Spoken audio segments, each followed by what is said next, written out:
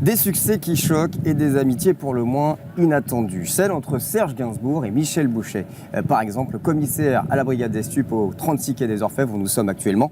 Il entretenait des liens particuliers avec les policiers parisiens, si bien que ce fameux Michel Boucher est devenu l'ange gardien de son fils Lulu et le confident du chanteur. Serge Gainsbourg viendra à plusieurs reprises ici s'épancher sur ses amours. On vous le disait dans le sujet d'avant, ces succès ont pu choquer. Une affaire ressort dans tout ça, la Marseillaise. Éléonore Balenci, bonjour. Bonjour David. Alors, cette chanson a entraîné son lot de polémiques. Racontez-nous un peu pourquoi. Et oui, ce titre a fait polémique. On est en 1979, mais avant de vous raconter l'histoire, je vous propose d'écouter un petit extrait. Contre nous de la tyrannie, l'étendard sanglant des deuils.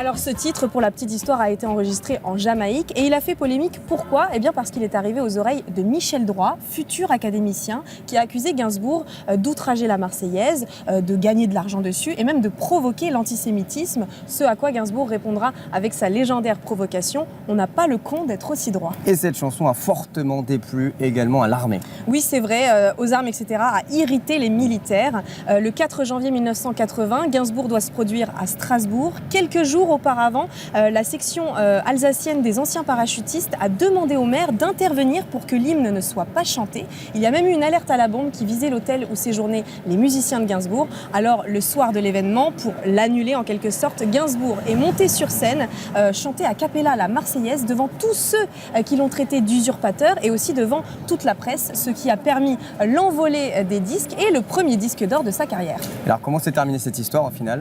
Elle s'est plutôt bien terminée. Gainsbourg s'est réconcilié avec les militaires et les parachutistes.